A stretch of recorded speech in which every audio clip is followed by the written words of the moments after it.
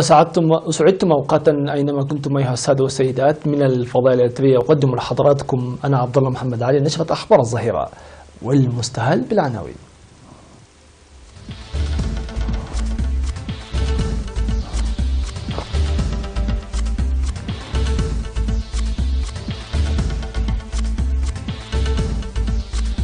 الاحتفال بذكرى تحرير مدينة نقفة، تقوية نتائج الطلاب في لقو عنسبة،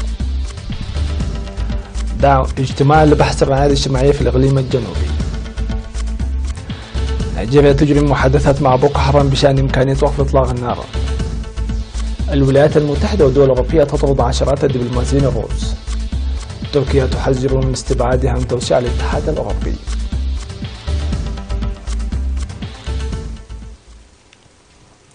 أهلا بكم للتفاصيل.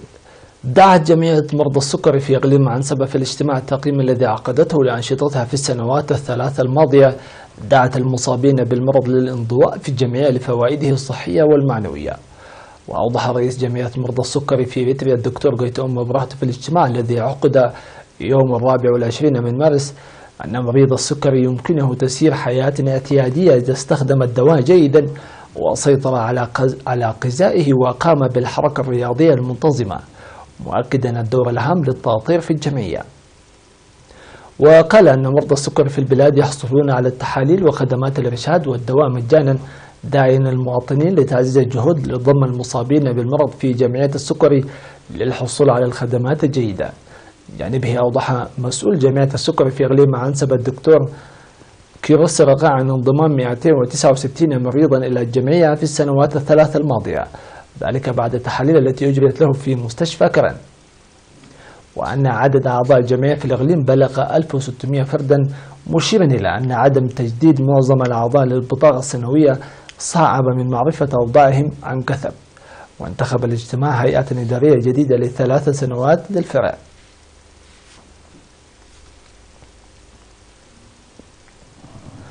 بحث مكتب التعليم في مديرية لقو عنسبة تقوية العملية التعليمية والارتقاء بنتائج الطلاب.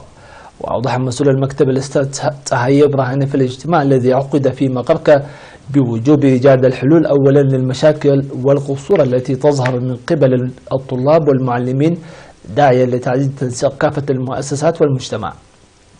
وحث لتقوية المشاركة المجتمعية لصيانة المدارس والأثاثات المدرسية وبناء سور للمدارس التي لا توجد بها، وتقديم تعليم إضافي للطلاب المحتاجين لها للدفع بالعملية التعليمية. من جانبه أوضح المدير التنفيذي لإدارة لقو عنسبة السيد ملاك جبريهوت أن تميز الطالب نتاج جهده واهتمامه، غير أن للمجتمع والعلاقة الثلاثية لها دور في ذلك، مشيرا إلى السعي لحل بعض المصاعب المذكورة في هذه السنة. وتوجد في مديرية لقو عنسبة 32 مدرسة من رياض الأطفال، وحتى المرحلة الثانوية تستقبل هذا العام 10,519 طالبا.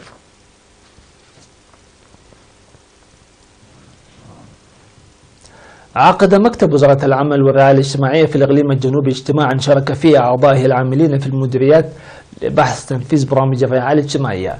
وناقش الاجتماع الذي عقد في منتفى رعاية ومساعدة المواطنين ذوي المصاعب الاجتماعية وإعالة المعاقين وأسر الشهداء وتنفيذ قانون العمل.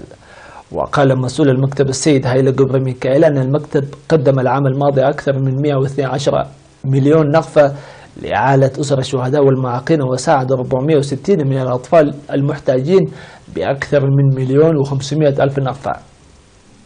من جانبه أوضح المدير العام للخدمات الاجتماعية في الإقليم الجنوبي السيد خالد تصفى سلاسة أن الحكومة تعمل حسب المستطاع لحل المشكلات الاجتماعية التي تواجه المجتمع، داعيا أعضاء وزارة العمل والرعاية الاجتماعية للعمل المنسق مع الجهات المختصة لفعالية تنفيذ البرامج.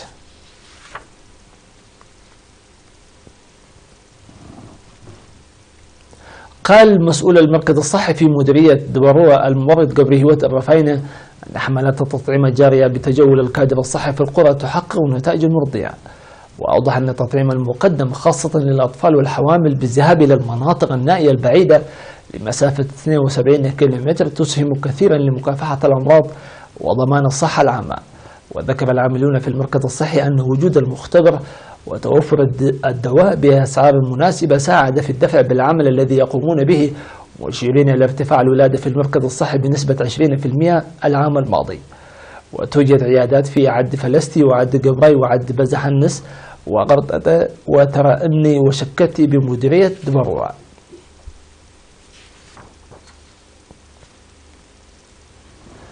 عقد الاتحاد الوطني للمرأة فرع إقليم جنوب البحر الأحمر سيمينار لطلاب المدرسة الثانوية حول مشاركة المرأة في كافة المجالات ودورها لإعمار البلاد. وأوضحت مسؤولة الفرع السيدة سعدية إبراهيم أن نضال التحرر للشعب الإريتري أكد على أرض الواقع دور ومساهمة المرأة للتغيير، مشيرة إلى العمل الجاري لتطوير المرأة الثقة بالذات واكتسابها العلم والمعرفة لتقوية مساهمتها لتطور وازدهار البلاد. وعربت على ثقتها لتحقيق أهداف الاتحاد والحكومة الإريترية بتقوية التنظيم والتأطير في جميع المناطق، وشددت على أهمية دور الزمالة لتأثير المرأة الطالبة داخل مدرستها وخارجها.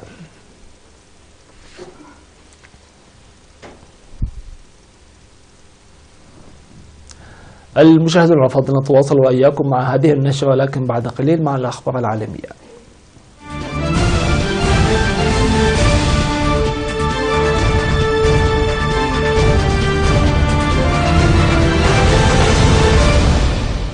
أهلا بكم من جديد.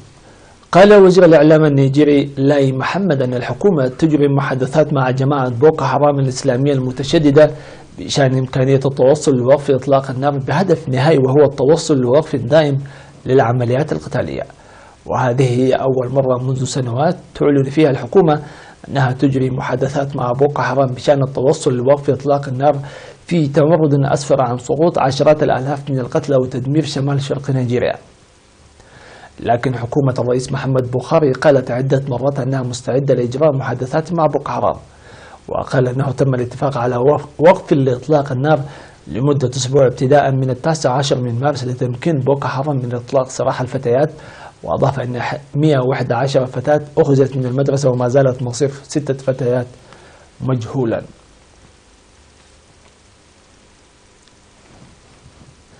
أعلنت أستراليا طرد 2 من الدبلوماسيين الروس لتنضم بذلك إلى الولايات المتحدة ودول غربية عدة. أعلنت طرد عشرات من الدبلوماسيين الروس من أراضيها على خلفية محاولة اغتيال الجاسوس الروسي السابق سيرجي سكريبال في بريطانيا باستخدام مادة كيماوية.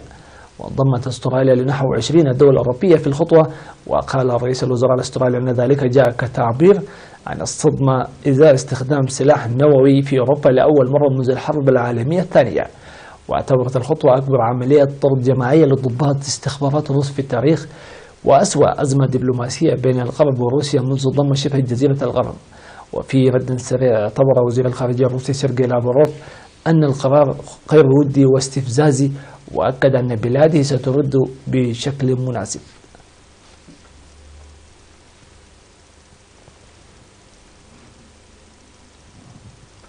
قال الرئيس التركي رجب طيب أردوغان أن استبعاد تركيا من عملية توسيع الاتحاد الأوروبي سيكون خطأ كبيرا. وأضاف أردوغان خلال اجتماع قمة بين الاتحاد وتركيا في مدينة فاران البلقارية أنه يعمل في انتهاء المشكلات مع الاتحاد الأوروبي وتجاوز مرحلة صعبة في العلاقات بين تركيا والاتحاد الأوروبي.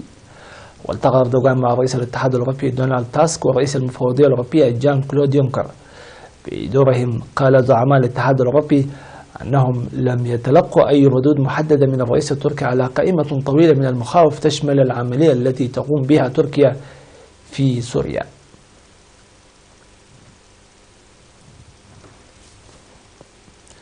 اعتقلت السلطات الإسبانية العاقل المدبر المشتبه بارتكابه جرائم سطو إلكترونية أدت إلى سرقة نحو مليار يورو.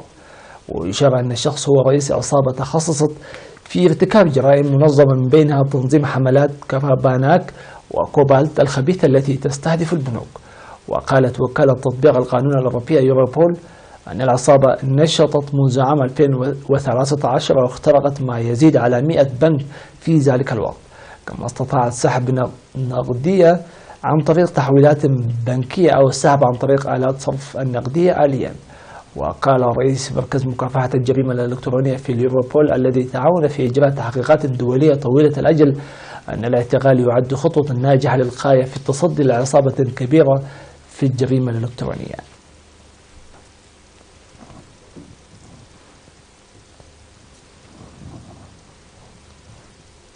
المحطة الرياضية تأتيكم بعد قليل.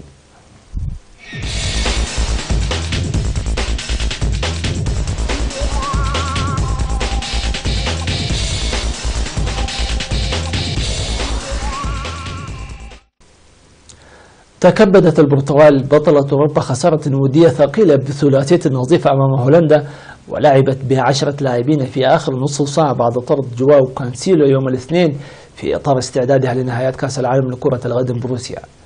وتقدمت هولندا ب3 أهداف متتالية عبر ممفيس ديباي ورايان بابل وفيرجيل فان ديك عقب استغلال أخطاء غير معتادة من دفاع البرتغال. وحققت هولندا التي أخفقت في بلوغ كأس العالم هذا العام في روسيا فوزها الأول بقيادة المدرب الجديد رونالد كومان. وهيمنت البرتغال التي ستواجه إسبانيا وإيران والمغرب ضمن المجموعة الثانية في كأس العالم على الدقائق الأولى من اللقاء، لكن هولندا سجلت الهدف الأول بعد 12 دقيقة. ودفع رونالد كومان بجاستين كليفرت نجم المهاجم السابق باتريك كليفرت في الدقيقة 78 ليخوض مباراته الدولية الأولى. إلى هنا يا سادة والسيدات نصل وإياكم إلى ختام هذه النشرة. شكرا لكم على حسن المتابعة.